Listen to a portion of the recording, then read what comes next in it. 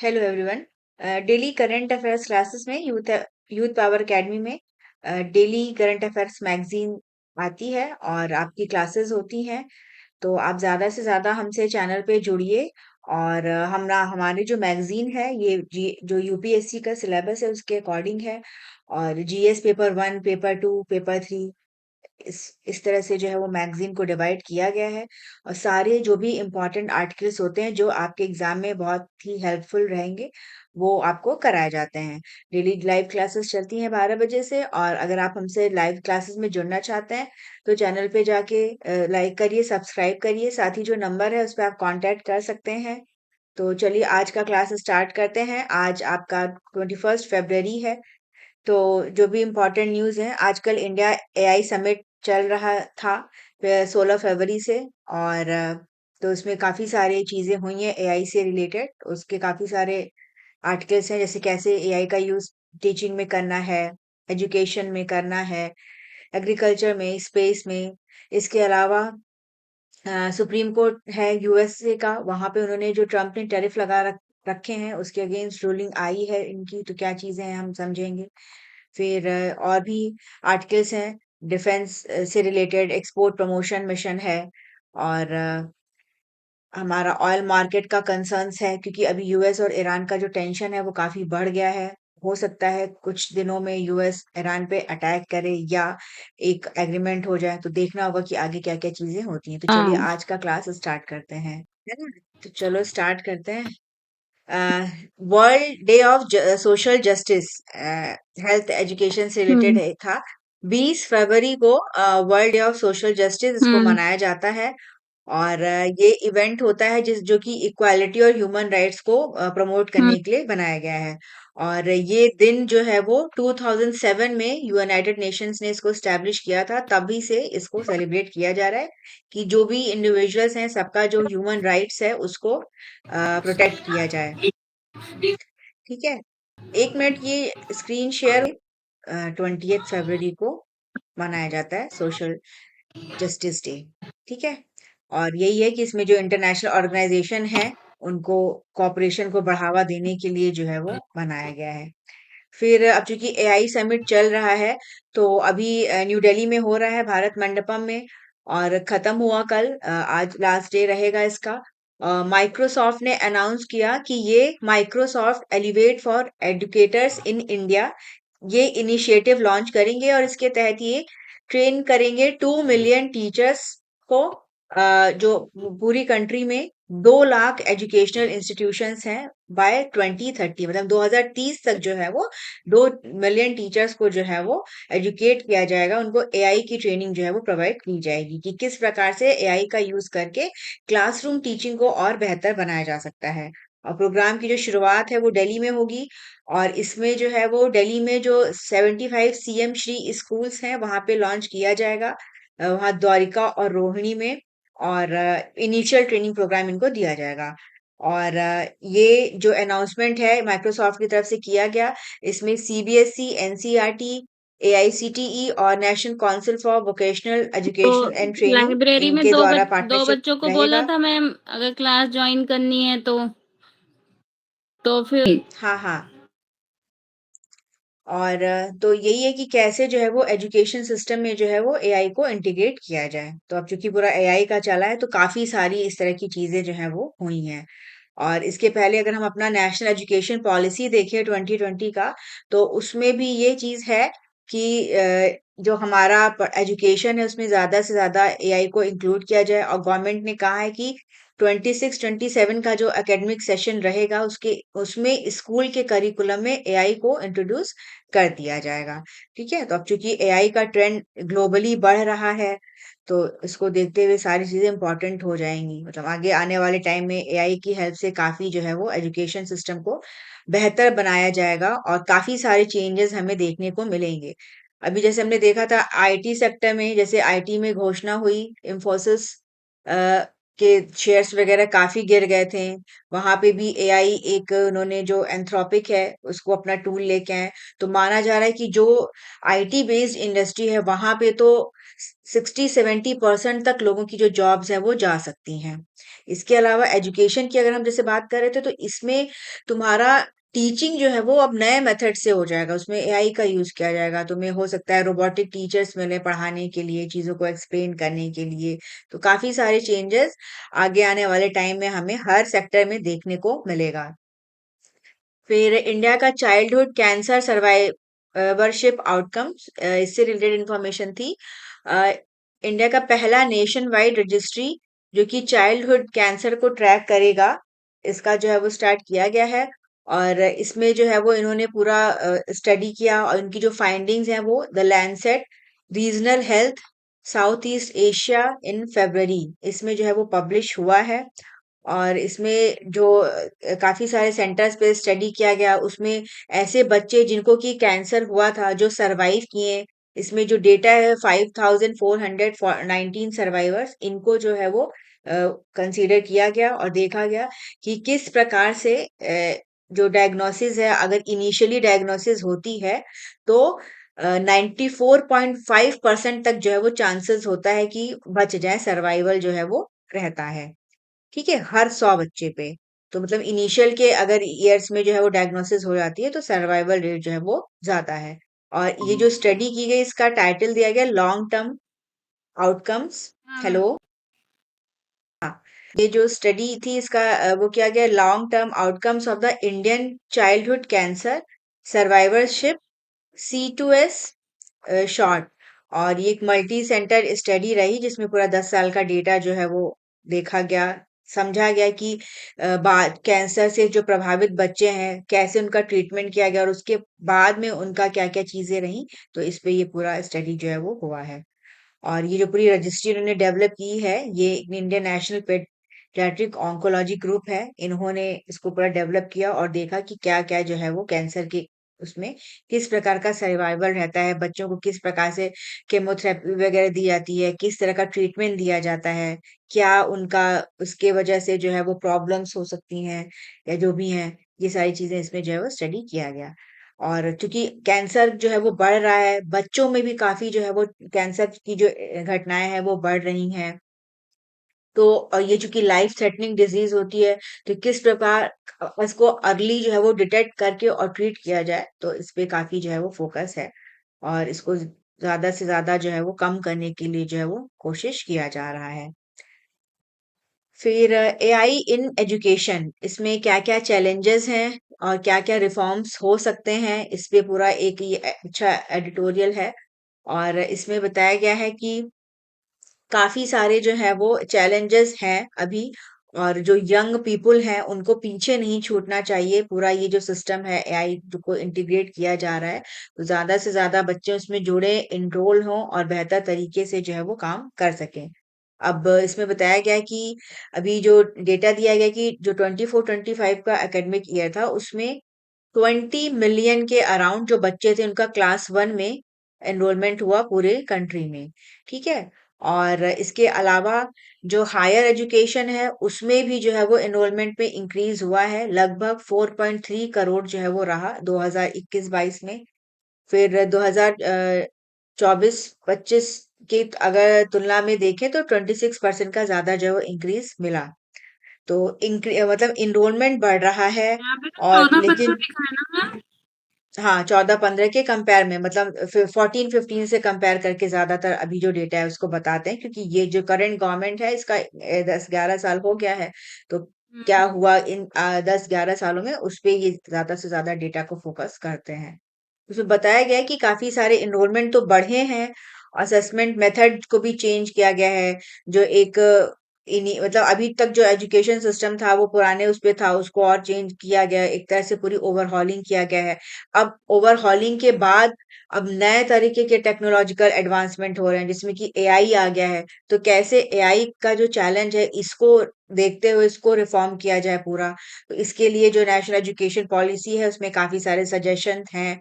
Conceptual learning को बढ़ाना है, रोट जो लर्निंग है, मेमोराइजेशन, रोट लर्निंग को कम करना है, ताकि जो क्वालिटी है, जैसे कि क्या है, अभी हम लोग जैसे देखते हैं कि रटाई जाती हैं चीजें कि ये भी पढ़ लो वो भी पढ़ लो, उसका यूज क्या है, कैसे हम उसको फ्यूचर में यूज कर लें फॉर एम्प्लॉयमेंट जनरेशन या फॉर मैन्युफैक्चरिंग प्रोडक्शन इंक्रीज के लिए, ये हमारे लिए एक ज्यादा चैलेंज है। तो अगर एआई को बेहतर तरीके से इनिशियल फेजेस में ही यूज किया जाएगा तो वो आगे चल के हमारे ओवरऑल एजुकेशन सिस्टम को बेटर करेगा, और उसका इफेक्ट हमको हमारे जीडीपी पे देखने को मिलेगा, इंक्रीज होगा, प्रोग्रेस होगा, जितने भी इंस्टीट्यूशंस है, इकोनॉमी में ग्रोथ होगी। ठीक है। और इसके पहले मोदी जी का एक विजन का इसमें बताया था कि मानव, ये तुम्हारा है, moral and ethical systems, accountable governance, national sovereignty, accessible and inclusive technology and valid and legitimate system. तो इसके द्वारा मतलब ये एक पूरा एक प्रिंसिपल को लेके चली, यही एक गाइडिंग प्रिंसिपल है जिसके तहत एआई का जो है वो डेवलपमेंट जो है वो किया जा रहा है, और इसमें रिफॉर्म जो है वो किए जा रहे हैं। तो ये मानव मतलब जाने रहो कि क्या है, ये एक फ्रेमवर्क बनाया गया है for AI development in India.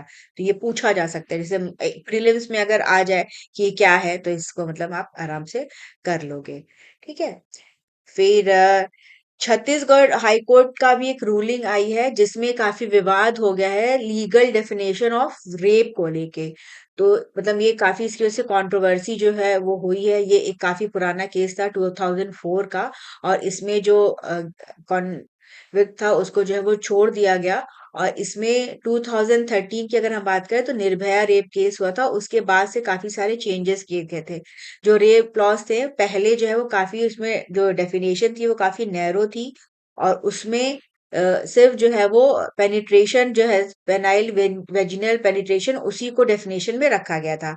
बाद में इसको चेंजेस किया गया, लेकिन ये जो पर्टिकुलर केस है इसमें अभी भी जो पुराना लॉ था उसी के बेसिस पे कोर्ट का जजमेंट आया है।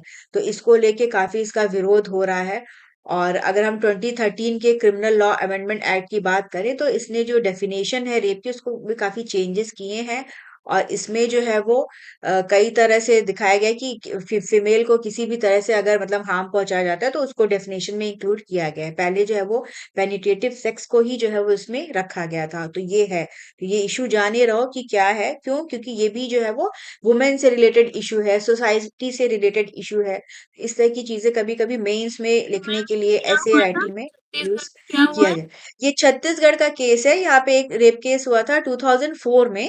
तो वहां जो कॉन्विक्ट था उसको इन्होंने रिहा कर दिया, और इसकी जो अभी जो लीगल इन्होंने पूरी हियरिंग हुआ है, पहले ये इसको जो है वहाँ की लोकल कोर्ट ने सजा दिया, फिर बाद में ये सुप्रीम कोर्ट में गए, फिर सुप्रीम कोर्ट ने जो है वो इनको जो है वो कन्विक्ट कर दिया था, फिर बाद में ये फिर छत्तीसगढ़ में आए तो फिर यहाँ पे इनको फिर से जो है वो रिहा कर दिया गया है। मतलब काफी सारे केसेस जो है मतलब 2004 से ये पूरा चला आ रहा था ये केस जो हुआ है।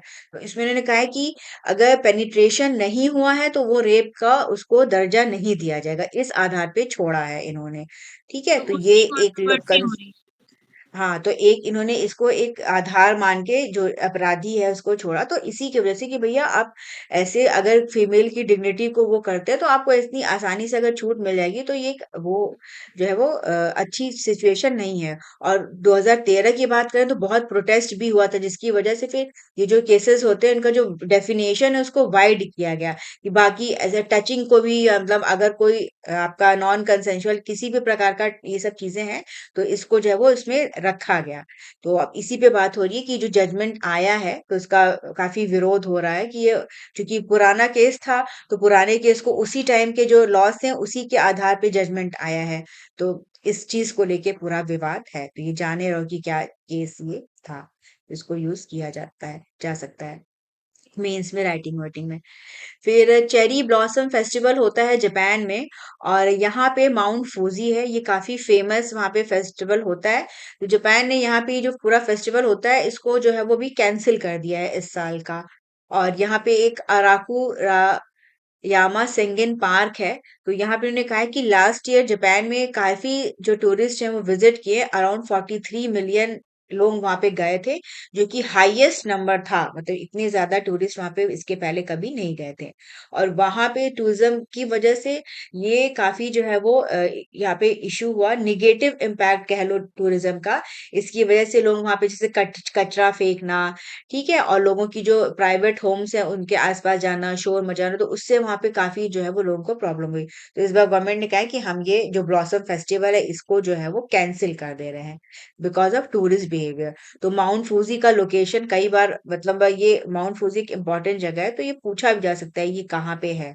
ठीक है, तो ये जापान में है और इसी के पास ये पार्क है, और यहाँ पे ये पूरा फेस्टिवल होता है। चेरी ब्लॉसम जो है वो काफी रिनाउंड फेस्टिवल है। अप्रैल के मंथ में लगभग 10-15 दिन के लिए वहां पे बहुत ज्यादा जो चेरी के ट्रीज हैं वहां पे बहुत ज्यादा है, और वो सारे एक साथ ब्लॉस मतलब खिलते हैं। तो पूरी रोड जैसे वाइट हो जाती हैं या पिंक हो जाती हैं, वो काफी बहुत ब्यूटीफुल लगता है। और ऑल ओवर वर्ल्ड जो टूरिस्ट है वो स्पेशली इसी टाइम पीरियड में जापान जाते हैं इन चीजों को देखने के लिए। और जो माउंट फूजी है वो एक वॉल्केनिक माउंटेन है, मतलब काफी टाइम से एरप्शन नहीं हुआ है, लेकिन वहां पे अभी भी माना जाता है कि वो प्रोन एरिया है, और वहां पे काफी जो है वो ब्यूटीफुल तरीके से चीजों को किया गया है। तो वहीं पे टूरिस्ट ये उसको अभी फिलहाल के लिए कैंसिल कर दिया गया है, जो फेस्टिवल होता है। फिर नीति आयोग ने एक रिपोर्ट रिलीज किया है। इसका टाइटल है revitalising apprenticeship ecosystem, insights, challenges, recommendations and best practices. ठीक है, ये इनकी रिपोर्ट है। और इसमें इन्होंने एम्फेसिस किया है कि किस प्रकार से हमें एमएसएमईज का जो पार्टिसिपेशन है उसको बढ़ाना है, जिससे कि ये एक बेहतर तरीके से जो है वो इकोसिस्टम डेवलप हो, स्किल प्रोवाइड किया जाए लोगों को, प्रोडक्टिव वर्कफोर्स को तैयार किया जाए। और इसमें बताया गया है कि भारत चूंकि विकसित भारत का विजन लेके 2047 का चल रहा है, तो लोगों में स्किल बढ़ाना, ठीक है, ये एक काफी जो है वो चैलेंज है। और ज्यादा से ज्यादा जो यूथ है मतलब उनका नंबर ज्यादा है, रिक्वायरमेंट भी है इकोनॉमी की कि जॉब्स क्रिएट हों, जॉब्स बढ़े, बिजनेसेस बढ़े। ठीक है, तो इसी पे इन्होंने रिपोर्ट दी, और इनकी जो फाइंडिंग्स थी वो था, इन्होंने कहा है कि एक पूरा रोबस्ट नेटवर्क हमको बनाना पड़ेगा, बेस्ट जो ग्लोबल प्रैक्टिसेस है उनको अडॉप्ट करना पड़ेगा, ताकि जो यूथ है हमारा उसको जो है इन सारी चीजों से बेहतर जो है वो हो, बेहतर तरीके से ग्रोथ जो है वो हो सके। ठीक है, फिर यूनियन हेल्थ मिनिस्टर है, इन्होंने लॉन्च किया है टेटनस और एडल्ट डिप्थीरिया का वैक्सीन। ये सेंट्रल रिसर्च इंस्टीट्यूट है कसौली में, वहां पे इसका जो है वो लॉन्च किया गया है। और टेटनस की बात करें तो ये एक काफी सीरियस डिजीज होता है, और इसमें जो मसल्स हैं वो काफी पेनफुल होता है, दर्द होता है, कड़ी हो स्टिफ हो जाती हैं, और इसकी वजह से काफी सीरियस हेल्थ इम्प्लीकेशन होता है, डेथ तक जो है वो हो जाती है। इसमें एक कंडीशन होती है कि व्यक्ति अपना मुंह भी नहीं खोल पाता, इसको लॉक जॉ कहा जाता है। इसमें inability to open the mouth, swallow नहीं कर पाता है, प्रॉपर ब्रीथ हो नहीं हो पाती, और इसकी वजह से डेथ हो जाती है। पता ही ठीक है, नहीं तो था ये एक मैंने लाइफ टेटनेस थ्रेटनिंग क्या होता है इन्फेक्शन ये। होता है, और इसीलिए टेटनस का देखो वैक्सीन वगैरह हमेशा जो है वो लगाया जाता है। तो अभी पता ही ये नहीं नई था जो मैं मुझे वैक्सीन तो है, हाँ, मुझे तो पता ही नहीं था टेटनेस होता क्या है। आज पता चला। टिटनेस नहीं पता था। टिटनेस यही है, टिटनेस जैसे हम लोग को जैसे कहीं भी जैसे अगर लोहे की चीज से, ग्लास है नहीं, ना, ये तो पता कहीं था कहाँ, कि उससे होता है, पर उसमें होता हाँ, क्या है बीमारी ये नहीं पता था। अच्छा, नहीं यही होता है, पूरी बॉडी अकड़ जाती है। इंसान कुछ खाने पीने की, ब्रीथ करने की स्थिति में जो मसल्स हैं वो सारी स्टिफ हो जाएंगी, तुम्हारी बॉडी फंक्शन करना बंद कर जाएगी पूरी की, हम्म। और इसी की वजह से डेथ हो जाती है। मतलब पूरा ब्रीथ नहीं कर पाएगा आदमी, हम्म। हार्ट फेल्योर हो जाएगा, पैलिसिस हो जाती है, तो उसी वजह से मृत्यु हो जाती है। तो ये जो टीडी वैक्सीन है, ये tetanus and adult diphtheria vaccine इसको मिला के बनाया गया है। ये absorbed reduce D antigen content जो है इस तरह से ये पूरा बना है। तो इसमें ये जो वैक्सीन है इसको लगाने के बाद से टेटनस और डिप्थीरिया दोनों से प्रोटेक्शन जो है वो रहेगा। ये कंबाइंड वैक्सीन है, जिसमें डिप्थीरिया का जो वायरस है जो उसको प्यूरिफाई करके, और जो टेटनस का टैक्सॉइड है उसको भी प्यूरिफाई करके, दोनों को इंक्लूड करके ये बनाया गया है। और इसको एक जो एब्जॉर्प्शन का काम है, सोखने का काम है, उसको अल्मोनियम फॉस्फेट पे किया गया है, वो एक एडजुवेंट की तरह काम किया है इसमें। और फिर इसको develop central research institute Kasauli की तरफ से जो है वो किया गया है। ये 1905 में बना था। ये इंडिया का ओल्डेस्ट और most significant biomedical research institution है। ठीक है। ये आता है under ministry of health and family welfare, और ये एक क्रूशियल रोल प्ले करता है इंडिया में वैक्सीन्स पे रिसर्च में, वहाँ उनके प्रोडक्शन कसौली में, मैम क्वालिटी। उत्तराखंड में है। हाँ, कसौली उत्तराखंड में है। तो ये जो हमारे गवर्नमेंट का यूनिवर्सल इम्यूनाइजेशन प्रोग्राम है, उसको और बेहतर कराने के लिए है कि लोगों को और प्रोटेक्शन प्रोवाइड किया जा सके, अडल्ट्स को, ह्यूमंस को, टिटनेस और डिप्थीरिया से। चाइल्डहुड में तो लगता ही है ये पूरा वैक्सीन। ठीक है, तो ये सारी चीजें हैं। तो ये नाम याद रखना, कहाँ लॉन्च हुआ ये भी याद हो रहेगा। फिर सुप्रीम कोर्ट ने इंटरवेंशन किया है वेस्ट बंगाल के इलेक्टोरल रोल के रिवीजन में, और ये जो पूरी प्रक्रिया चल रही है काफी विवादास्पद रही है। अपोजिशन जो है, तृणमूल वहां पे है सरकार, तो उन्होंने काफी सारे एलिगेशंस लगाए कि इलेक्शन कमीशन जो है वो प्रॉपर तरीके से नहीं कर रहा है, जिसकी वजह से करीब 6 करोड़ से ज्यादा लोगों के नाम कटने की स्थिति में आ गए हैं। तो सुप्रीम कोर्ट में केस भी हुआ इसमें। वेस्ट बंगाल की जो मुख्यमंत्री है, उन्होंने खुद जो है वो सुनवाई, वो पार्टिसिपेट किया एज अ वकील। पहली बार हुआ कि किसी स्टेट के चीफ मिनिस्टर ने जो है वो जाके वहां पे एज अ लॉयर जो है वो दलीलें पेश की। तो सुप्रीम कोर्ट ने इसमें इंटरवेंशन करते हुए कहा है कि चूंकि ममता बनर्जी गवर्नमेंट और इलेक्शन कमीशन के बीच में ट्रस्ट डेफिशिएट है, ट्रस्ट का इशू है, और एक प्रकार से जो है वो स्थिति ऐसी हो गई है कि मतलब वो सही से नहीं हो पा रही है। तो इन्होंने कहा कि जो पूरी रिवीजन की प्रक्रिया होती है, मतलब उसका जो है वो समय से नहीं हो पाएगी। तो इसीलिए चीफ जस्टिस की बेंच थी, इन्होंने रिक्वेस्ट किया चीफ जस्टिस ऑफ कोलकाता से कि ये जो अभी प्रेजेंट में जो सर्विंग और जो रिटायर्ड जुडिशियल ऑफिसर्स हैं वेस्ट बंगाल में, वो इस जो इलेक्टोरल रजिस्ट्रेशन ऑफिसर्स की जो पोस्ट है उसको टेक ओवर करें, और ये अपना काम करें और असिस्टेंट प्रोवाइड करें जो इलेक्टोरल रजिस्ट्रेशन ऑफिसर्स हैं। तो एक तरह से मतलब ये है कि भाई जो ऑब्जेक्शन हो रहा था, चीजें हो रही थी, इलेक्शन कमीशन पे आरोप लग रहे थे कि डिस्क्रिमिनेशन किया जा रहा है क्वालिटी, मतलब लोगों को। ठीक है, तो उसको देखते हुए इन्होंने इंटरवीन किया है। तो अब यही सारी चीजें हैं। तो अब यहाँ पे जो रिटायर्ड ऑफिसर्स है, जुडिशियल ऑफिसर्स और सर्विंग ऑफिसर्स, ये असिस्ट करेंगे इलेक्शन कमीशन के जो ऑफिसर्स हैं उनको। ठीक है। और ये एक तरह से एक्स्ट्रा ऑर्डिनरी जो है वो जुडिशरी का वर्क है। और इसमें जो है वो अब चूंकि अर्जेंट नीड थी, इशू रिजॉल्व नहीं हो पा रहा था, जो प्रक्रिया है रिवीजन की वो चल रही है, तो उसको देखते हुए सुप्रीम कोर्ट की तरफ से ये जज मतलब जो है वो आया है जजमेंट। फिर यूएसए की बात करें तो वहां पे भी सुप्रीम कोर्ट की रूलिंग आई है, जो कि ट्रम्प ने जो बहुत सारे टैरिफ लगा रखे हैं पिछले साल अप्रैल में के बाद से, ये सत्ता में आए थे पिछले साल जनवरी में, और तब से लेकर उन्होंने काफी सारे टैरिफ लगाए, और उसके बाद काफी सारी ट्रेड डील भी की। तो यहाँ पे जजमेंट हुआ है 6-3, मतलब 9 जजेस की बेंच थी और 6 ने एक चीज को सपोर्ट किया। इन्होंने कहा कि ट्रम्प ने जो टैरिफ है उसको एक इमरजेंसी पावर लॉ के तहत जो है वो लगाया है, और हर कंट्री पे जो है वो लगाया है। तो इसको मतलब इन्होंने कहा कि ये सही नहीं है। ठीक है। तो मतलब इनका जो एक पूरा एजेंडा चल रहा था कि हमको अपनी इनकम बढ़ानी है और हम टैरिफ लगाते जाएंगे, तो उसके ये अगेंस्ट है। तो अब इस पे फिर ट्रम्प ने कहा है कि अभी हम और 10% टैरिफ जो है वो लगा देंगे। मेजॉरिटी ने कहा वहां पे, मतलब जजमेंट में, कि कांग्रेस के पास पावर है to impose taxes which include tariffs.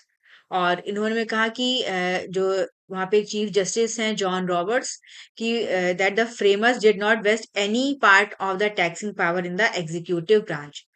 और इसमें बताया कि इन्होंने बहुत ज्यादा टैक्सेस कलेक्ट किए हैं, और इसमें ज्यादातर जो टैक्सेस हैं वो यूएसए के जो लोग हैं उन्हीं को जो है वो पे जो है वो करना पड़ा है। इसकी वजह से काफी जो है वो प्रॉब्लम हुई है। तो अब चूंकि ये ट्रम्प के अगेंस्ट जजमेंट है, तो उनका कहना है कि अब हम ये और लगाएंगे, तो अब देखो ये जो है वो क्या करते हैं।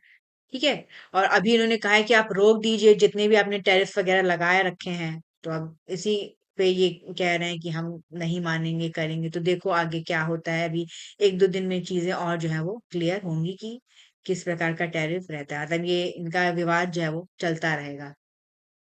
फिर जम्मू कश्मीर में ज़कत कलेक्शन को लेके थोड़ा सा कंट्रोवर्सी हुआ है, और यहाँ पे जो चीफ मिनिस्टर हैं इन्होंने इसको डिफेंड किया है। ज़कत का मतलब होता है चैरिटी, और यहाँ पे रमजान चूंकि शुरू हो गया है, और इस टाइम पे जो है वो लोग जो है वो चैरिटी करते हैं या ज़कात की जो रकम है उसको पे करते हैं। तो इसको लेके इन्होंने एक ऑर्डर इश्यू किया था जिसमें काफ़ी सारे जो मुस्लिम लीडर्स हैं वहाँ पे रिलीजियस लीडर उन्होंने रिक्वेस्ट किया था कि ये जो ज़कात है इसका काफ़ी मिसयूज़ हो रहा है। तो इसको देखते हुए गवर्नमेंट ने डायरेक्ट किया है जितने भी डिप्टी कमिश्नर्स हैं कि वो जो लोकल वहाँ के लोग हैं उनसे कंसल्ट करें और जो फेक एनजीओज हैं जो कि डोनेशंस लेते हैं वहां उस पे ट्रांसपेरेंसी लिया जाए, पूरा चीजों को रेगुलेट किया जाए। क्यों? क्योंकि ये इस तरह से पैसे कलेक्ट करके उसका जो यूज है उसको एंटी नेशनल एक्टिविटीज और टेररिस्ट एक्टिविटीज को बढ़ावा देने के लिए जो है वो कर रहे हैं। तो कुछ जो ग्रुप्स हैं उनका उन्होंने इसका वेलकम किया है, जो वहाँ के जामा मस्जिद के जो प्रीस्ट हैं उन्होंने उसका वेलकम किया है। काफी सारी पार्टीज ने भी इसको वेलकम किया है। और कुछ लोग कह रहे हैं कि नहीं, ये रिलीजियस जो फ्रीडम है उसमें जो है वो इंटरवेंशन है बाय गवर्नमेंट, तो इसका विरोध भी इन लोग कर रहे हैं। तो ये सारी चीजें हैं। तो अब इनका है कि जो भी एनजीओज हैं, ट्रस्ट हैं, सोसाइटीज, इनको आप रजिस्टर करिए, मैनेज करिए और देखिए वो कितना अमाउंट में मनी रिसीव करते हैं, उसका क्या फर्दर जो है वो यूज करते हैं। जकत एक फॉर्म, एक इसका ये जान लो कि ये क्या होता है। जकत is a form of alms giving treated in Islam as a religious obligation or tax। ठीक है। और ये इसको जो है वो कुरानिक रैंकिंग में नेक्स्ट आफ्टर प्रेयर, मतलब प्रेयर के बाद ये काफी इंपॉर्टेंट जो है उनके धर्म में इसको जो है वो माना जाता है। तो ये चीजें हैं। फिर संकल्प स्कीम है और इसका नाम है the skill acquisition and knowledge awareness for livelihood promotion. और ये एक फ्लैगशिप प्रोग्राम है मिनिस्ट्री ऑफ स्किल डेवलपमेंट और एंटरप्रेन्योरशिप का। और इसमें सीएजी की रिपोर्ट आई है, इसमें बताया गया है कि काफी डिले हो रहा है। दोनों ही लेवल पे काफी जो है वो शॉर्ट कमियां हैं। फाइनेंशियल और फिजिकल प्रोग्रेस जो है वो प्रॉपर तरीके से नहीं हुई है। और सीओजी की रिपोर्ट की अगर हम माने तो जो ओनली 44% बजट जो संकल्प के लिए जो है वो दिया गया था उसको डिसबर्स किया गया बिटवीन 2017-18 से लेके 2023 तक के बीच में। तो जो प्रॉपर तरीके से जो है इम्प्लीमेंट नहीं किया जा रहा है। तो इसको ही देखते हुए जो पीएसी होती है, पब्लिक अकाउंट कमिटी, इन्होंने इस पे जो है वो कंसर्न रेज किया है, क्वेश्चन इस पे किया है कि गवर्नमेंट जो है वो प्रॉपर तरीके से इसको मैनेज नहीं कर रही है, मॉनिटर नहीं कर रही है, जिसकी वजह से स्कीम जो है वो काफी स्लो तरीके से जो है वो चल रही है। और अगर इस संकल्प स्कीम की बात करें तो इसको अप्रूव किया था cabinet committee on economic affairs ने 2017 में। इसके लिए टोटल 4,455 करोड़ का बजट रखा गया था। इसको इस तरह से डिजाइन किया गया कि short term skill training provide किया जाएगा लोगों को और इंडस्ट्री लिंकेजेस को बेहतर बनाया जाएगा। जो मार्जिनलाइज्ड कम्युनिटीज हैं उनको टारगेट किया जाएगा। और इसका जो फाइनेंस है वो वर्ल्ड बैंक के थ्रू हुआ है। इसमें वर्ल्ड बैंक की तरफ से 3300 करोड़ का लोन दिया गया है, साथ ही साथ स्टेट की तरफ से 660 करोड़ और इंडस्ट्री लिंकेज के लिए 495 जो है वो रखा गया। और इसको ओरिजिनली जो है वो मतलब लॉन्च होके 2023 तक जो है वो बेहतर तरीके से पूरा अप्लाई हो जाना था।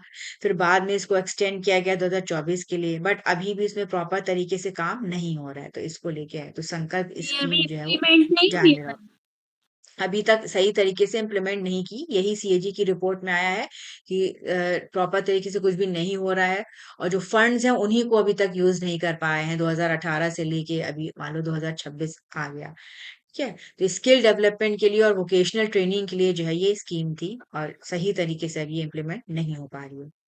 फिर गुजरात सरकार ने अमेंडमेंट प्रपोज किया है। इसके तहत ये जो वहाँ का रजिस्ट्रेशन ऑफ मैरिज एक्ट है 2006 उसमें अमेंडमेंट करेंगे। इसमें इन्होंने लव जिहाद को लेके जो है वो कंसर्न रेज किए हैं। वहाँ के डिप्टी सीएम है हर्ष संघवी और उन्होंने वहाँ की स्टेट असेंबली में प्रपोजल दिया कि ये लव जिहाद से जो यूथ है, जो यंग वुमेन है, उनको प्रोटेक्ट करने के लिए ये नया नियम ले आएंगे। ये जो अमेंडमेंट्स इन्होंने कहे हैं इसमें इन्होंने कहा है कि पेरेंटल कंसर्न ये जो है वो काफी इम्पोर्टेंट रहेगा। बिना पेरेंट्स के कंसर्न के शादियां जो है वो नहीं हो पाएंगी। ऑफिशियली उनको इन्फॉर्म करना होगा और व्हाट्सएप मैसेज के तहत जब जो है वो मैरिज रजिस्ट्रेशन एप्लीकेशन जो है वो सबमिट किया जाता है। फिर इसमें कहा है कि 30 दिन का पीरियड रहेगा for public suggestions and recommendation the propose changes. और उसके बाद जो है वो कमिटी इसको रिव्यू करेगी और उसके आधार पर जो लॉ है उसको पूरा बनाया जाएगा। तो मतलब उनका यही कहना है कि लव जिहाद की घटनाएं काफी बढ़ रही हैं, तो रजिस्ट्रेशन को कंपलसरी करेंगे और दोनों ही जो ये सही है। पार्टीज हैं उनके फिर पेरेंट्स का फिर तो साइन कहाँ ही कर जरूरी रहेगा। पाएंगे। आ मैं कहा फिर तो कहाँ कर पाएंगे। अगर वही है। पेरेंट्स एग्री है तो घर पे ही करा देंगे शादी, फिर कोर्ट में जाने की क्या जरूरत है। हाँ, तो अब देखो इसमें क्या करते हैं, इनको पूरा आइडेंटिटी वगैरह प्रूफ वगैरह देना होगा, है ना, अपना लाइसेंस, पासपोर्ट, आधार कार्ड, इन सब चीजों को पूरा यूज होगा। तो ये है। अब वही है कि थोड़ा सा रिलीजियस इन चीजों में वो है कि हो रहा है, लव जिहाद बढ़ रहा है, तो उसको लेके जहां जहाँ पे बीजेपी गवर्नमेंट है उसको लेके काफी साउथ में ना तो बहुत कंसर्न ज्यादा रहता है। प्रॉब्लम है। तो इस तरह से लॉज जो है वो लोग बनाते हैं।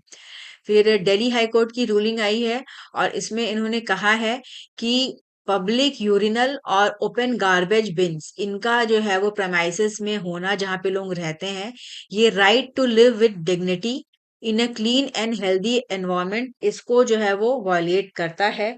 और कोर्ट ने कहा है कि हाइजीनिक एनवायरनमेंट में रहना ये हेल्दी लाइफ के लिए जरूरी है, और अगर इसका एब्सेंस है तो वो इस जो right to life with dignity है उसको खत्म करता है। तो इन्होंने आदेश दिया है, इंस्ट्रक्शंस दिया है जो म्युनिसिपल कॉर्पोरेशन ऑफ दिल्ली है, कि आप तत्काल प्रभाव से जितने भी ओपन डस्टबिन हैं और जो यूरिनल्स हैं उनको जो है वो हटाएं। तो ये एक मतलब ये एक प्रमुख वो है कि मतलब इसको जो है वो राइट टू लाइफ से जोड़ा गया है कि भाई क्लीन और हेल्दी एनवायरनमेंट में रहना जो है वो हमारा अधिकार है। फिर मिजोरम का 39th स्टेट डे जो है वो सेलिब्रेट हुआ, और इसमें जो मतलब 20 फरवरी को मिजोरम बना था एज ए स्टेट 1987। और यहाँ पे काफी डाइवर्स ट्राइबल कम्युनिटीज हैं, लैंडस्केप है, और इनका अलग फॉर्म जो है वो म्यूजिक है, डांस है। तो इस मौके पे जो है वो प्रधानमंत्री, राष्ट्रपति सबने जो है वो ग्रीटिंग्स दी। और यहाँ पे चिराव फेस्टिवल होता है, और जो कि स्टेट की एग्रीकल्चर प्रैक्टिसेस और जो रिलीजियस बिलीव्स हैं उनको दिखाता है। और ये मिजोरम जो है वो म्यांमार और बांग्लादेश के साथ अपना बॉर्डर शेयर करता है। और चूंकि इनका एक यूनिक कल्चरल चीजें हैं, तो इसको देख तहत जो है इनको 87 में बनाया गया था। तो कभी कभी प्रीलिम्स में ये पूछ देते हैं कब कौन सा स्टेट बना, डेट भी पूछ मतलब ईयर तो पूछ ही देते हैं, या क्रोनोलॉजिकल ऑर्डर में दे देते हैं डिफरेंट स्टेट्स, और उनको बताना होता है। तो इनका अभी जो है वो कल था। फिर यूनियन एजुकेशन मिनिस्टर हैं, इन्होंने जो है वो Shri Ram college of commerce है यहाँ पे एक कॉन्क्लेव का इन्होंने एड्रेस किया। इसका नाम है था युगांतर 26, और इसमें किस प्रकार से नेशनल एजुकेशन पॉलिसी से के थ्रू जो है वो लोगों को कनेक्ट किया जा रहा है, तो इसमें उन्होंने बताया और कहा कि हमारी जो एनईपी है इसका एम ही है कि हम एक होलिस्टिक और मल्टी डिसिप्लिनरी अप्रोच जो है उसको एजुकेशन में लाएं और उसको पूरा इंटीग्रेट करें। ठीक है। फिर नेक्स्ट है हमारा यूनियन होम मिनिस्टर है, इन्होंने रीजनल लैंग्वेज कॉन्फ्रेंस इसका जो है वो इनॉग्रेशन किया अगरतला में। एक सेकेंड। तो union home minister Amit Shah इन्होंने इनॉग्रेट किया joint regional official language conference या राजभाषा सम्मेलन, ये for eastern, north eastern and northern region Agartala में। और ये जो है डिपार्टमेंट ऑफ ऑफिशियल लैंग्वेज इनके द्वारा इस कॉन्फ्रेंस को जो है वो ऑर्गेनाइज किया गया। त्रिपुरा की बात करें तो वहां पे 3 लैंग्वेजेस जो है वो बोली जाती हैं, हिंदी, बंगाली और कोक बोरोक। ठीक है, तो ये कोक बोरोक तो याद ही रखो कि मतलब कहाँ की भाषा है, त्रिपुरा की है, इसको यहाँ पे काफी फ्रिक्वेंटली जो है वो बोला जाता है। फिर इन्होंने इस मौके पे जो है वो काफी सारी बताई कि कहाँ किस तरह से त्रिपुरा में माता त्रिपुरा सुंदरी ये एक पूरा लैंडस्केप बन रहा है, जो कि आगे आने वाले टाइम में एक मेजर टूरिस्ट अट्रैक्शन के तौर पे उभरेगा। और इसमें ये जो ऑफिशियल लैंग्वेज कॉन्फ्रेंस हुई है इसमें उन्होंने कहा बताया कि अभी जो है वो 2000 से ज्यादा जो बोलियां हैं इनको प्रिजर्व किया गया है देवनागरी स्क्रिप्ट के थ्रू, और काफी सारे एफर्ट लगाए जा रहे हैं प्रमोट करने के लिए, प्रोटेक्ट करने के लिए। फिर उन्होंने कहा कि त्रिपुरा जो है वो एक इंटीरियर पार्ट है अष्टलक्ष्मी, जो कि हम नॉर्थ ईस्टर्न स्टेट्स को कहते हैं। और उन्होंने कहा कि गवर्नमेंट जो है वो पूरा जो ईस्टर्न नॉर्थ ईस्ट रीजन है इसके डेवलपमेंट के लिए काफी काम जो है वो कर रही है। फिर उन्होंने कहा कि काफी जो है वो नॉर्थ ईस्ट से जो है वो कंपोजर्स हुए, लीजेंडरी सिंगर्स जो है वो हुए, और इसमें इम्पोर्टेंट जैसे कि भूपेन हजारिका हुए, S D Burman, R D Burman, Zubeen Garg, सबके बारे में उन्होंने बताया। डिपार्टमेंट ऑफ ऑफिशियल लैंग्वेज की बात कर लें तो ये स्टैब्लिश हुआ था 1975 में, और ये आता है ऑफिशियल लैंग्वेजेस एक्ट 1963 के अंतर्गत ये बना। इसका उद्देश्य ही है कि हिंदी को प्रमोट करना, बाकी ऑफिशियल पर्पसेस के लिए, साथ ही साथ और भी जो इंडियन लैंग्वेजेस हैं, जो 8th शेड्यूल में जो मेंशन लैंग्वेजेस हैं, उनको ज्यादा से ज्यादा बढ़ावा देना। तो इसी के लिए ये कॉन्फ्रेंस जो है वहां पे हुआ। तो कोक बरोक कहा कि अगर पूछ दे कि किस स्टेट से रिलेटेड है, जिससे प्रीलिम्स में ये आ सकता है, तो मैम ये वैसे तो वहां पे मुझे जैसे वो- हेलो, आ, आ, वैसे तो डायलेक्ट होती है वो 1600 होती है। तो टेंथ उसमें तक 2000 का जो है वो भी करा जा चुका है इसको पूरा, जैसे शायद नेशनल 2000 मिशन है ना। तो 1600। ऐसी चीजें पूछती हैं, जैसे प्रीलिम्स में पूछ देंगे कि बोरोक जो है वो त्रिपुरी लोगों को कहा जाता है, और वहां ही पे ये भाषा कोक बोरोक जो है वो बोली जाती है। तो इम्पोर्टेंट रहेगा। फिर असम में विलेज वाइब्रेंट प्रोग्राम 2.0, इसको भी इनके द्वारा लॉन्च किया गया। और ये असम में नातनपुर है, इंडो बांग्लादेश बॉर्डर एरिया पे है, वहां पे इसको लॉन्च किया गया। ये असम के कचर डिस्ट्रिक्ट में पड़ता है, कटिगारा में। और इस प्रोग्राम के तहत 334 ब्लॉक्स हैं, और लगभग 1954 विलेजेस हैं पूरे कंट्री में, 17 स्टेट्स में। तो उनको जो विलेजेस, उनको और बेहतर करने के लिए काम किया जा रहा है।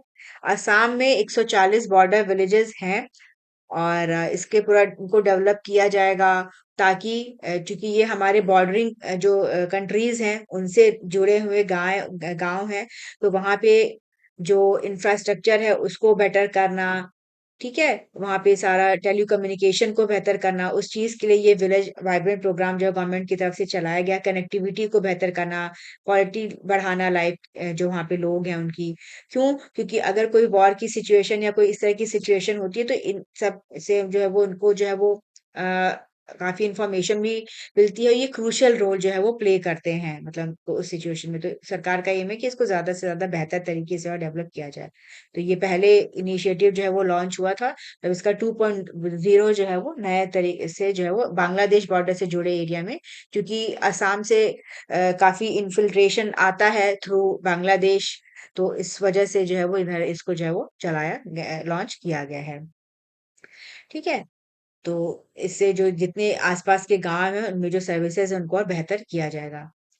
फिर ईरान ने डिक्लेयर किया है कि ये काफी डिसिसिवली जो है वो रिस्पॉन्ड करेंगे, और ये जो इनका सेल्फ डिफेंस है, इनके जो यूएन चार्टर 51 के तहत जो है वो उसके काम करेंगे। क्यों?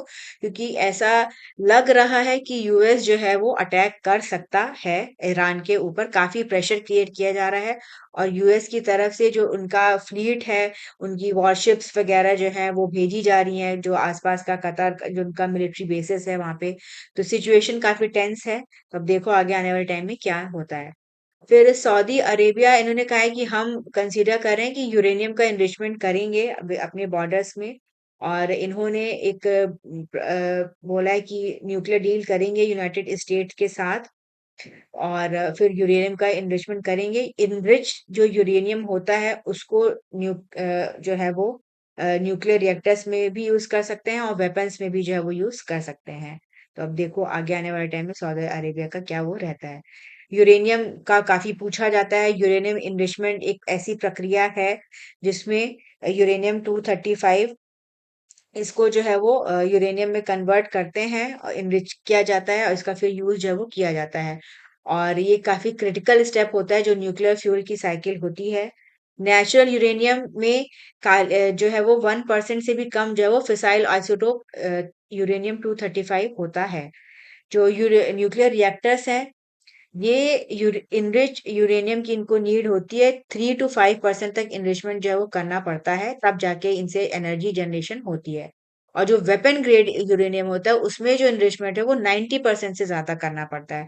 तो इसके लिए गैस सेंट्रीफ्यूगेशन टेक्निक का यूज किया जाता है, और इनरिचमेंट जो है वो किया जाता है। तो जब और जैसे अभी जो ईरान का विवाद चल रहा है वो इसीलिए है कि जैसे पिछले साल भी यूएस ने जो है वो वहां पे अटैक किया था, कि वो जो है वो इन्रिचमेंट कर रहे हैं, और उसका यूज जो है वो वेपन्स को बनाने के लिए करेंगे।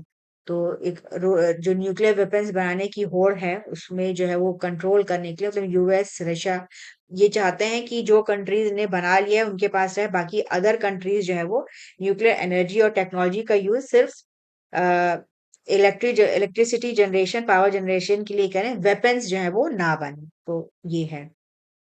फिर इंडिया और फिनलैंड के बीच में जो है वो डिफेंस जो कॉपरेशन के लिए जो है वो उन्होंने एग्रीमेंट किया है बढ़ावा देने के लिए, और इसमें जो है वो काफी सारी टेक्नोलॉजीज पे इन्होंने चर्चा किया और जो है वो एमओयू वगैरह जो है वो साइन किया। फिर कॉमर्स मिनिस्टर है पीयूष गोयल, इन्होंने लॉन्च किया एक्सपोर्ट प्रमोशन मिशन और इसका उद्देश्य है एमएसएमईज को जो है वो बेहतर बनाना ताकि ग्लोबल मार्केट में कम्पिटिटिवली जो है वो ये इफेक्टिवली जो है वो compete कर सकें। और ये जो मिशन है एक्सपोर्ट प्रमोशन मिशन, इसमें 7 एडिशनल मेजर्स को जो है वो इंट्रोड्यूस किया है। इनका निर्यात प्रोत्साहन इनिशिएटिव है और इसमें एक्सपोर्ट को बढ़ावा देना, e commerce credit, emerging market support, credit guarantee, इन सब की जो है वो बात कही गई है कि ज्यादा से ज्यादा इनको बढ़ावा जो है वो दिया जाएगा। और इसमें जो प्रक्रिया है एमएसएमई को बनाने के लिए उसको सिंप्लीफाई किया गया है, क्रेडिट वगैरह बढ़ावा दिया गया है, क्वालिटी स्टैंडर्ड्स को बेहतर करने के लिए काम किया जाएगा, इंटरनेशनल जो रेगुलेशंस हैं उनके जो है वो कंप्लायंस के लिए जो है वो सपोर्ट प्रोवाइड किया जाएगा। ठीक है, तो इसका मतलब उद्देश्य है कि एक पूरा हमारा जो है वो मतलब एक्सपोर्ट जो है वो बढ़े एमएसएमईज का, और उसी के लिए ये पूरा जो है वो निर्यात दिशा, मतलब इनके इसमें दो इन्होंने मेंशन किया चीजें, एक तो निर्यात दिशा है और निर्यात प्रोत्साहन है। निर्यात के को बढ़ावा देने के लिए, एक्सपोर्ट को और बेहतर करने के लिए जो पूरा सिस्टम है उसको अच्छा किया जाएगा, एमएसएमई को जो है वो और बेहतर किया जाएगा, बूस्ट दिया जाएगा उसके लिए। और इसमें काफी सारे जो है वो प्लेयर्स हैं, जैसे इसमें बताया गया है कि एमएसएमई मंत्रालय रहेगा, ministry of finance, Exim bank, credit guarantee fund trust for micro and small enterprises, national credit guarantee trust company limited, ये सब जो है वो पार्टिसिपेट जो है वो करेंगे। एमएसएमई एक इम्पॉर्टेंट सेक्टर है, ये एक मेजर जो है वो कंट्रीब्यूट करता है इकोनॉमिक ग्रोथ में। एक्सपोर्ट में भी इनका जो बढ़ा है परसेंटेज, अराउंड 48% जो है वो एमएससी से जो है वो एक्सपोर्ट होता है। तो ये काफी इंपॉर्टेंट रहेगा। एक्सपोर्ट प्रमोशन मिशन की नई गाइडलाइंस, ये सब जो है वो मेंस के लिए इंपॉर्टेंट रहेगा, इसको पूछा जा सकता है। फिर दिसंबर 2025 में अभी इन्होंने बताया है कि जो लगातार चौथे महीना जो एफडीआई है वो नेगेटिव रहा है, काफी जो है वो नेट आउटफ्लो हुआ है, लगभग 1.6 बिलियन डॉलर का जो है वो आउटफ्लो हुआ है। जो फॉरेन कंपनीज हैं वो जो इन्वेस्टमेंट है उसको बाहर लेके जा रही हैं। ठीक है, तो ये आरबीआई ने इस डेटा को दिया है। और इसमें कहा है कि despite the negative net FDI, मतलब नेट एफडीआई जो है वो नेगेटिव है, लेकिन gross inflow of direct investment ये जो है वो बढ़ा है, ये 8.6 बिलियन का रहा है। तो इसमें उन्होंने बताया कि 2024 की तुलना में 17.2% इंक्रीज रहा है। तो मतलब दोनों ही है, निगेटिव ट्रेंड भी है, पॉजिटिव ट्रेंड भी है। पॉजिटिव ट्रेंड जो है वो ग्रॉस इनफ्लो में है और निगेटिव ट्रेंड जो है वो नेट एफडीआई में है। तो मतलब कंपनीज जो है वो बाहर अपना पैसा लेके जा भी रही हैं और जो अंदर जो है वो पैसे जो है वो लगा भी रही हैं। और एफडीआई की बात करें तो काफी क्रूशल होता है ये किसी भी कंट्री की इकोनॉमिक ग्रोथ के लिए। बाहर से जो कंट्रीज हैं वो पैसा लगाती हैं, टेक्नोलॉजी लाती हैं, अपनी एक्सपर्टीज को लाती हैं, तो ये इकोनॉमी की ग्रोथ के लिए काफी इम्पोर्टेंट होता है। हमारे मिनिस्टर हैं आईटी मिनिस्टर अश्विनी वैष्णव, इन्होंने बताया कि ये जो इंडिया एआई समिट हुई है इससे काफी ग्लोबल सपोर्ट मिला है। और इस समिट के थ्रू 250 बिलियन से ज्यादा का जो यूएस डॉलर है उसका लोगों ने कमिट किया है कि हम इंडिया में इन्वेस्ट करेंगे, इंफ्रास्ट्रक्चर में काफी सपोर्ट मिला है। और ये एक प्रपोजल आया है, इसको दिल्ली डिक्लेरेशन कहा जा रहा है क्योंकि ये दिल्ली में समिट हुआ है इस वजह से। और इसमें 70 कंट्रीज ने अपना सपोर्ट प्रोवाइड किया है। उन्होंने बोला कि और भी जो है वो आज कंट्रीज जो है वो सपोर्ट प्रोवाइड करेंगी। और उन्होंने बताया कि 5 लाख से ज्यादा विजिटर्स ने जो है वो यहाँ पे पार्टिसिपेट किया, काफी सारा एंगेजमेंट रहा डोमेस्टिक और ग्लोबल। और इसके देखते हुए इसको एक्सटेंड कर दिया गया है एक दिन के लिए पूरा जो है वो। ठीक है, और फिर माना जा रहा है कि और भी लोग जो है वो इससे जुड़ेंगे। तो मतलब काफी सपोर्ट मिला है। और US$ 250 बिलियन से ज्यादा का बोला गया है कि हम लोग इन लोग जो है वो पैसा जो है वो इंडिया में इन्वेस्ट करेंगे। तो अब देखना होगा कि किस प्रकार से ये जो प्लेज इन्होंने लिया है ये इंडिया को सपोर्ट प्रोवाइड करते हैं। फिर इंडियन रेलवेज इन्होंने जानकारी दी कि हम एआई को इंटीग्रेट कर रहे हैं, जो पैसेंजर सर्विसेज हैं उनको और बेहतर बनाने के लिए, जो रेलवे का जो ऑपरेशन है उसको और एफिशिएंट बनाने के लिए। और इंडियन रेलवेज ने कहा है कि हमने इंटीग्रेट कर दिया है एआई को। 7 मोबाइल एप्लीकेशंस हैं हमारे, जिसके तहत जो है वो पैसेंजर सर्विसेज बेहतर हुई हैं। इसमें उन्होंने कहा कि रेल मदद है, जो कि किसी प्रकार की ग्रीवेंस हो, कोई दिक्कत हो तो उसके लिए है। कोच मित्र है, जो कि अगर आप ट्रेवल कर रहे हो, हाउस कीपिंग की व्यवस्था सही नहीं है तो उसमें आप उसको यूज कर सकते हैं। रेल वन है, इसके तहत जो वेटिंग टिकट है उनका कंफर्मेशन दिया जाता है। Centre for railway information system है, ये इंडियन रेलवे का टेक्नोलॉजिकल आर्म है। और उन्होंने बताया कि ये और भी एडिशनल जो है वो एआई बेस्ड एप्लीकेशन जो है वो बना रहे हैं, ताकि जो फ्रेट वगैरह है उसकी लोडिंग अपलोडिंग इसको बेहतर किया जाए, सिक्योरिटी को बढ़ावा दिया जा सके, टाइम जो ऑपरेशन हो, ट्रेन का जो ऑपरेशन टाइम है उसको और बेहतर किया जा सके। तो इसमें भी जो है वो एआई का बेहतर तरीके से यूज जो है वो किया जाएगा। और बहुत इन्होंने सारी चीजें बताया। हो रही हैं। हेलो, हाँ, हाँ, हेलो। कह रही हूँ बहुत सारी चीजें इसमें हो रही हैं एआई में। तो मतलब हाँ, मतलब क्या क्या एआई से चीजें इम्पोर्टेंट है थोड़ी इजी हो जाएंगी, क्विक हो जाएंगी, है ना? अगर आपको हमारे कोई एग्जाम दिक्कत है, के जैसे पॉइंट ऑफ व्यू से क्या इम्पोर्टेंट होगा, कितना मतलब एआई डेफिनेटली मेंस में आएगा, ऐसे में आ सकता है, प्रीलिम्स में जो चीजें जैसे जो लॉन्च हो रही हैं छोटी छोटी उनसे रिलेटेड चीजें आ सकती हैं, तो इम्पोर्टेंट तो तभी रहेगा याद रखना इस। होगा। कोच हाँ, मित्र। ये सब चीजें याद रहनी, और ये छोटी छोटी चीजें हैं। अब चूंकि समिट यहाँ पे हुई है, तो समिट से रिलेटेड जो चीजें हैं, है ना, वो सब भी इम्पोर्टेंट रहेंगी। मतलब कि क्या था क्या था। एक कंट्रोवर्सी भी हो गई है, वो उस दिन जो हम लोग बात कर रहे थे ना, चाइना से वो डॉग लेके गलगोटिया वाला, उसको लेके भी काफी जो है वो विवाद भी हुआ है। तो मतलब ये सारी चीजें तो पता ही रहनी चाहिए। अभी कांग्रेस ने ठीक है। भी कुछ फिर किया है। रेल मदद का इन्होंने बताया कि जो कोच मित्र है इनका, ये 74 ट्रेन में जो है वो ऑपरेशनल है, और इसको और इनको और बढ़ावा देना है। इसके अलावा रेल मदद में भी जो है वो एआई को यूज किया है। भाषा को इन्होंने किया है, 12 लैंग्वेजेस को जोड़ दिया है। तो जैसे आप किसी भी जोन में जो है वो ट्रेवल कर रहे हो, तो वहां पे अगर कोई प्रॉब्लम है तो उसको आप अपनी भाषा में जो है वो सॉर्ट आउट जो है वो करवा सकते हैं। तो इसमें एक बेहतर रोल जो है वो एआई प्ले करेगा। तो ये सारी जानकारी जो है वो इन्होंने रेलवे मिनिस्ट्री ने जो है वो दिया है। फ्यूचर जो है वो एआई के साथ ही है अब। बिना उसके फ्यूचर नहीं रहेगा हर चीज में इसका। हर चीज भाई में अगर कोई काम है, जैसे पर मान लो आईटी की बात कर लें, तो जिस काम को करने के लिए मान लो 100 लोगों की जरूरत पड़ रही है, और वो काम एआई की मदद से जो है वो 30 या 20 लोगों में ही हो जाए, तो कोई भी कंपनी ज्यादा पैसा क्यों खर्चा करेगी, और क्विक हो जाए, एरर की संभावना कम रहे, जो ह्यूमन एरर रहती है। तो ये सारी चीजें हैं। तो इसी को लेके विवाद भी है कि क्या इनसे कितना इम्पैक्ट पड़ेगा। जो जो कोर सेक्टर्स हैं जहाँ पे जरूर, जैसे जहाँ पे कंप्यूटर का ज्यादा इन्वॉल्वमेंट है वहां पे ज्यादा इम्पैक्ट पड़ेगा। अब अगर कह दो कि जैसे कि जो लेबर सेक्टर है उसमें अभी उतना नहीं इम्पैक्ट पड़ेगा। आगे आने वाले टाइम में अगर रोबोटिक्स वगैरह ज्यादा रोबोट्स वगैरह बन जाए तो हो सकता है उनका फर्दर इम्पैक्ट और देखने को मिले, क्योंकि मजदूरी का काम भी वही कर दे रहे हैं। तो कहीं ना कहीं एक लिमिट में लेके चीजों को देखते हुए जो है वो चलना होगा, है ना।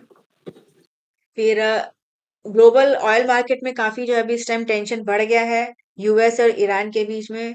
और माना जा रहा है कि मिलिट्री स्ट्राइक हो सकती है, तो इसीलिए ऑयल मार्केट में अब वोलेटिलिटी जो है वो देखने को मिलेगी। अभी 1-2 दिन पहले ईरान ने शॉर्ट टाइम पीरियड के लिए जो स्ट्रेट ऑफ हॉर्मुज है उसको बंद कर दिया था। तो उसकी वजह से भी ऑयल सप्लाई में जो है वो दिक्कतें आ सकती हैं, अगर सिचुएशन जो है वो और टेंस होती है। भारत के लिए देखना होगा, क्योंकि भारत जो है वो टॉप इंपोर्टर में आता है ग्लोबल। अगर ऑयल प्राइसेस बढ़ते हैं तो इंडिया के लिए परेशानी होगी। ठीक है। और विद इसमें बताया गया है कि 2 बिलियन बैरल का ऑयल जो है वो इंपोर्ट होता है एनुअली, और अगर $1 का इंक्रीज होता है तो उससे जो हमारे इंपोर्ट बिल्स हैं वो काफी बढ़ जाएंगे, लगभग $2 बिलियन तक। और इससे जो है वो निगेटिव इम्पैक्ट पड़ेगा। तो अब इसी पे जो है वो अपना है कंसर्न है मार्केट में कि देखो आगे आने वाले टाइम में क्या कंडीशन जो है वो होती है। फिर गुजरात गवर्नमेंट ये जो एआई समिट हुआ है इसमें इन्होंने एग्रीमेंट किया है लार्सन टुब्रो और व्योमा। इन्होंने कहा है कि ये large artificial intelligence data centre बनाएंगे। धोलेरा स्पेशल इन्वेस्टमेंट रीजन है वहां पे। यहाँ पे ये ग्रीन फील्ड इंडस्ट्रियल सिटी बन रही है और ये अहमदाबाद से 50 किलोमीटर की दूरी पे है। और ये हमारा दिल्ली मुंबई जो इंडस्ट्रियल कॉरिडोर बन रहा है उसका एक पार्ट है। तो इसी में उन्होंने कहा है कि ये एआई डेटा सेंटर जो है वो बनाएंगे, उसके लिए एग्रीमेंट इन्होंने किया। एल&टी और व्योमा ये 25,000 करोड़ रुपए का जो है वो खर्चा करेंगे, इन्वेस्टमेंट करेंगे और ये 250 मेगावाट का ग्रीन डेटा सेंटर जो है वो कंस्ट्रक्ट करेंगे। और माना जा रहा है कि ये जो डेटा सेंटर बनेगा ये 2028 से जो है वो काम करना शुरू कर देगा। और उसमें उन्होंने कहा कि जो डेटा सेंटर है वो क्लीन एनर्जी को यूटिलाइज करेगा, है और हाईटेक सर्विसेज वगैरह को यूज करेगा। ठीक है। और इससे माना जा रहा है कि गुजरात जो है वो एआई के क्षेत्र में भी एक लीडर के तौर पे उभरेगा। तो मतलब ज्यादा से ज्यादा इन्वेस्ट करेंगे तो वहां पे चीजें जो और बेहतर होंगी। फिर जनवरी 2026 का combined index of 8 core industry ये रिलीज किया गया और इसमें बताया गया है कि 4% ग्रोथ जो है वो हुआ है प्रीवियस ईयर के कंपैरिजन में। और दिसंबर की तुलना में जो है वो डिक्रीज है, मतलब दिसंबर में जो ग्रोथ थी वो 4.7 थी, अभी जो है वो 4 है। ठीक है। और तो मतलब ये परफॉर्मेंस जो है वो रहा है। उन्होंने कहा है कि कुछ सेक्टर्स ने पॉजिटिव ग्रोथ किया है, जैसे सीमेंट है इसमें प्रोडक्शन बढ़ा है, स्टील में प्रोडक्शन बढ़ा है, इलेक्ट्रिसिटी में बढ़ा है, फर्टिलाइजर में बढ़ा है। और कुछ में कमी आई है, जैसे क्रूड ऑयल प्रोडक्शन में कमी आई है, नेचुरल गैस प्रोडक्शन में कमी आई है। पेट्रोलियम रिफाइन जो प्रोडक्ट्स होते हैं वो अनचेंज रहे हैं। तो ये मतलब ये डेटा वैसे मोटा मोटा जाने रहो कि क्या ट्रेंड चल रहा है, क्योंकि कभी कभी ये उठा के पूछ देते हैं कि कौन सी इंडस्ट्री में कितना क्या डेवलपमेंट रहा है। फिर गवर्नमेंट ने कहा है कि ये इनका प्लान है कि कैश पेमेंट्स को कंप्लीटली हटा दिया जाए जो नेशनल हाईवे है, जो वहां पे फी प्लाजा है। और 1 अप्रैल से, इसी साल के 1 अप्रैल से ये चीज लागू हो जाएगी। और ये जो इनिशिएटिव है इसका उद्देश्य है फुल्ली डिजिटल टोलिंग सिस्टम बनाना जिससे ऑपरेशनल एफिशिएंसी बढ़े। तो इसी के लिए national highway authority of India इन्होंने अनाउंस किया कि जितने भी टोल प्लाजा हैं ये यूटिलाइज करेंगे डिजिटल मेथड, जैसे कि फास्टैग और यूपीआई सिस्टम का, और कैश सिस्टम को जो है वो हटा दिया जाएगा। इससे जो ट्रैफिक है वो बेहतर तरीके से मैनेज होगा, डिले वगैरह नहीं होगा, अच्छा एक्सपीरियंस रहेगा जो हाईवेज हैं, नेशनल हाईवेज पे हैं। तो इसके लिए इन्होंने ये कहा है कि 1 अप्रैल से ये करेंगे। फिर आज उत्तर प्रदेश में प्रधानमंत्री मोदी जी आएंगे और यहाँ पे एक सेरेमनी होगी। एचसीएल और फॉक्सकॉन इनका जॉइंट वेंचर प्रोजेक्ट है, इंडिया चिप प्राइवेट लिमिटेड। और ये Yamuna expressway industrial development authority यहाँ पे बना है। तो इसका ये इनॉग्रेशन जो है वो होगा। ठीक है। और ये जो फैसिलिटी है एचसीएल फॉक्सकॉन सेमीकंडक्टर फैसिलिटी, ये माना जा रहा है कि एक बहुत ही सिग्निफिकेंट माइलस्टोन है इंडिया की जो जर्नी है भारत का, है कि हम सेमीकंडक्टर के क्षेत्र में सेल्फ रिलायंस बने और जो हमारी ग्लोबल पोजीशनिंग है वो बेहतर हो, यहाँ से ज्यादा इलेक्ट्रॉनिक्स और सेमीकंडक्टर का मैन्युफैक्चर हो। तो इसी के लिए ये बना है। और तो आज इसका इनॉग्रेशन होगा। ठीक है। तो इसके तहत मतलब यही है कि डोमेस्टिक जो हमारी मैन्युफैक्चरिंग है वो बढ़ाया जा सके। तो ये कहाँ बना है, क्या बना है, ये याद रखना, ये इम्पोर्टेंट रहेगा। और अगर हम फॉक्सकॉन की बात करें तो ये वर्ल्ड की लार्जेस्ट इलेक्ट्रॉनिक्स कॉन्ट्रैक्ट मैन्युफैक्चरर है और यही ज्यादातर जो सप्लाई करते हैं एप्पल को अपनी चीजें।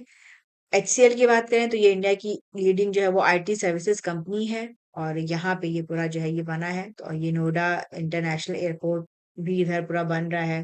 तो माना जा रहा है कि इनसे जो चीजें हैं वो और बेहतर होंगी। फिर यूनियन मिनिस्टर हैं राजीव रंजन, इन्होंने लॉन्च किया एक्सेस पास इनिशिएटिव।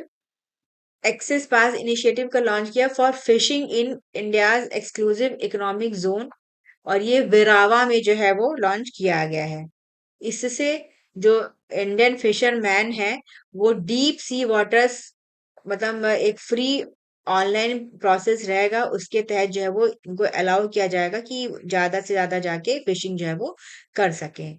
तो ये रिफॉर्म किया गया है ताकि जो हमारा फिशरी सेक्टर है वो और बेहतर हो, ब्लू इकोनॉमी को बेहतर करने पे जोर जो है वो दिया जा रहा है। तो इसी के तहत ही इसको एक्सेस पास इनिशिएटिव को लॉन्च किया गया है। ठीक है, इसका उद्देश्य है जो हमारे फिशरमैन हैं उनकी इनकम को बेहतर करना, उनका एक्सेस बढ़ाना। ठीक है, और जो ये इकोनॉमी है उसमें और ग्रोथ करना। इंडिया का जो एक्सक्लूसिव इकोनॉमिक जोन है ये लगभग 24 लाख स्क्वायर किलोमीटर का है। तो जैसे ये जो डेटा है ये इंपॉर्टेंट रहेगा प्रीलिम्स के लिए। ठीक है, और काफी पोटेंशियल है, मेरीन फिशरीज को अच्छे से डेवलप किया जा सकता है, एक्सपोर्ट को बढ़ावा दिया जा रहा है, ये सारी चीजें हैं ताकि इस सेक्टर में भी जो है वो काफी ग्रोथ होए। और इसके पहले गवर्नमेंट ऑफ इंडिया इन्होंने जो है वो नोटिफाई किया था sustainable harnessing of fisheries in the exclusive economic zone 2025 rules. ये 2024 में वो किया गया था, इसका अनाउंसमेंट किया गया था पिछले साल बजट में। और इसी के तहत जो है वो चीजों को बेहतर कराने के लिए इसको लॉन्च किया गया है। ये एक्सेस पास फिशरीज से रिलेटेड है, जो इकोनॉमिक जोन है, एक्सक्लूसिव इकोनॉमिक जोन, वहां पे कैसे जो है वो फिशिंग वगैरह हो। फिर बेलाग्राम है, ये महाराष्ट्र के विदर्भ रीजन के भंडारा डिस्ट्रिक्ट में पड़ता है। और ये इसको रिकॉग्नाइज किया गया है as India's first net zero panchayat. और ये अभी मुंबई में क्लाइमेट वीक चल रहा है तो उसमें इसको ये रिकॉग्नाइज किया गया। और जो पंचायत लीडरशिप है उसको बेहतर बनाने में इसने अहम रोल जो है वो प्ले किया है। तो बेलाग्राम का नाम याद रखना कहाँ का है। और इसके अलावा ये जो समिट चल रही है इसमें और भी विलेजेस के बारे में बताया गया। जैसे बेलाग्राम पंचायत के बारे में बताया गया कि यहाँ पे लोगों ने 90,000 से ज्यादा ट्री लगाए हैं वेडिंग्स में, फेस्टिवल्स में। तो एक ये कल्चर को डेवलप करें कि हर उसमें जो है वो आप ट्री लगाइए। ठीक है, और जो ट्रेडिशनल स्मोकिंग चूल्हा की वजह के बदले एलपीजी या सोलर पैनल्स का यूज किया जा रहा है। तो इस वजह से ये जो विलेज है ये पहला नेट जीरो विलेज जो है वो हो गया है। और इसको 2024 में राष्ट्रीय पंचायत पुरस्कार भी मिला था। इसके अलावा केरला का एक पेरिंजामन है ये गांव, ये सोलर ग्रामम बना है और इसने भी काफी सारे सेक्टर्स से जो है वो फंडिंग इसको मिली। और इससे जो पंचायत है ये फ्री सोलर पैनल्स यहाँ पे लगाए, जिसकी वजह से यहाँ पे भी काफी जो है वो जो एमिशन है वहां पे रिडक्शन जो है वो हुआ है। फिर इसके अलावा ये जो गांव है पेरिंजामन, इन्होंने 2019 का अक्षय ऊर्जा और मीडिया वन महापंचायत अवार्ड भी जो है वो जीता था। ये गांव जो है इनके नेम जो है वो याद रखना है कि कहाँ कहाँ से क्या क्या है और क्या इनको मिला है।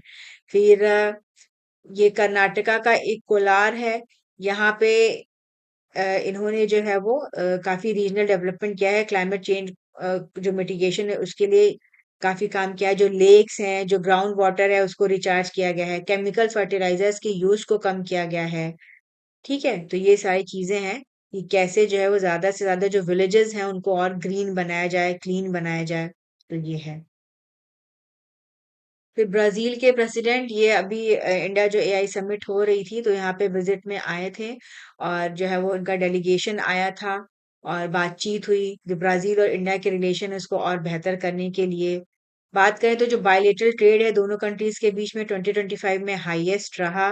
और दोनों ही कंट्रीज जो है वो इन्होंने रिकॉग्नाइज किया कि जो हमारा ट्रेड वॉल्यूम है उसको और हमको और बेहतर करना है, बढ़ाना है।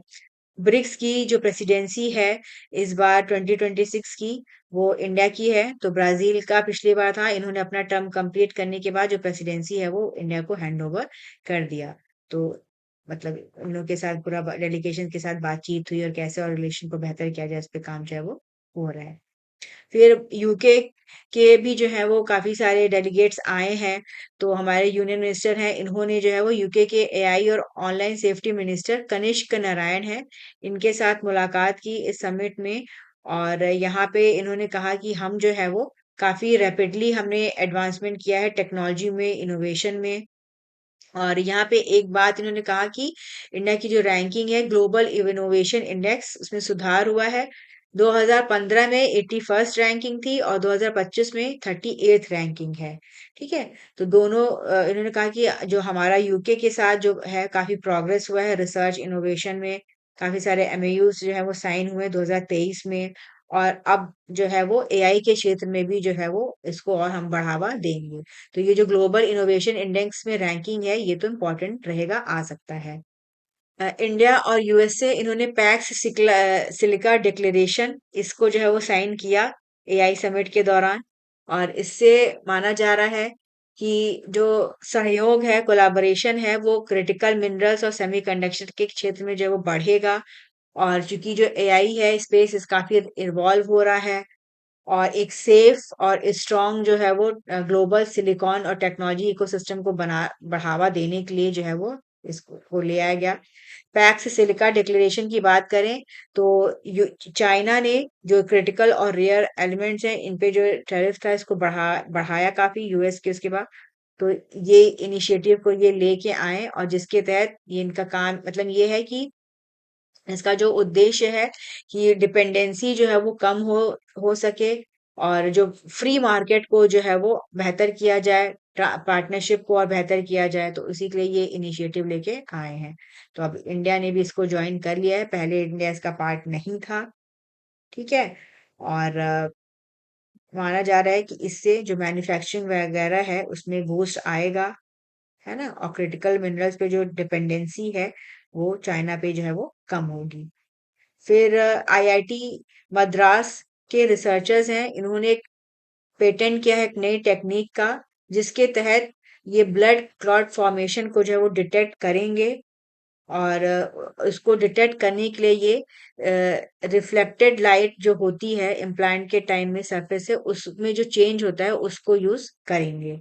और माना जा रहा है कि इससे जो इम्प्लांट वगैरह में जो मटेरियल यूज होते हैं ये उसको और जो मैन्युफैक्चरर्स हैं उनको और बेहतर बनाएंगे।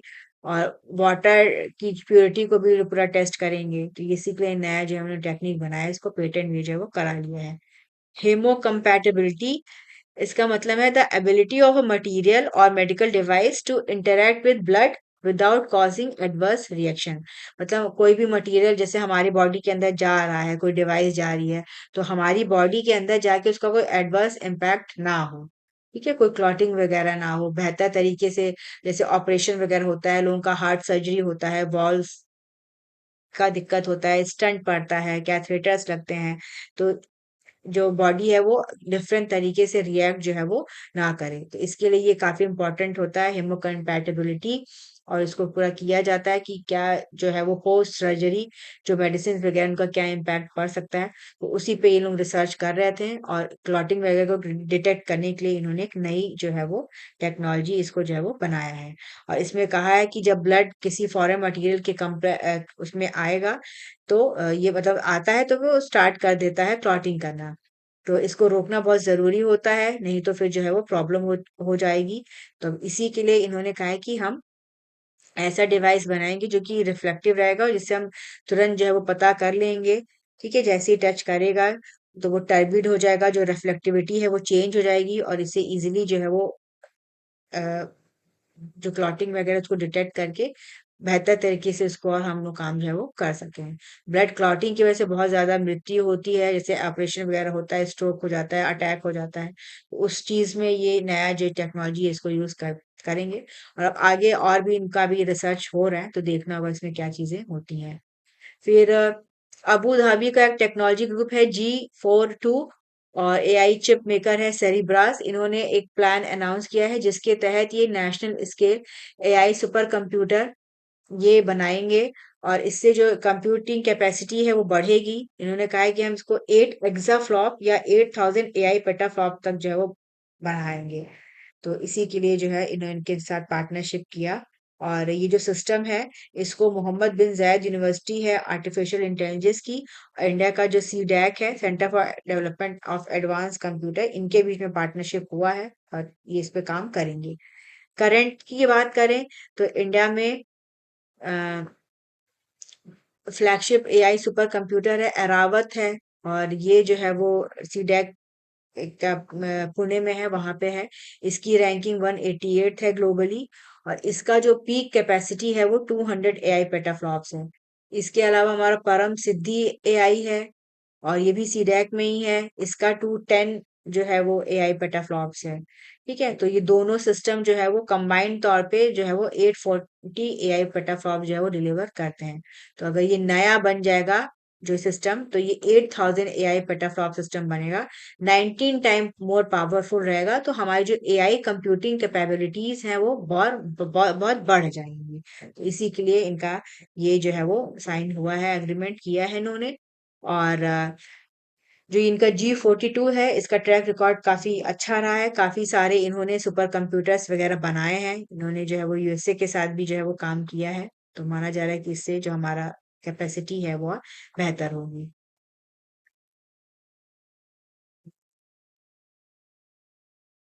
ठीक है, तो यही था।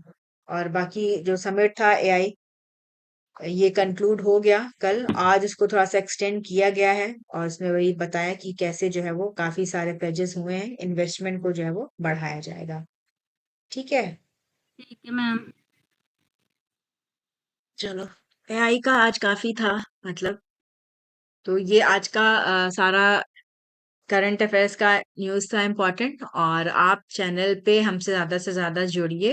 और लिंक आपको शेयर कर दिया जाएगा लाइव क्लास ज्वाइन करने के लिए। आप मोबाइल पे कांटेक्ट कर सकते हैं।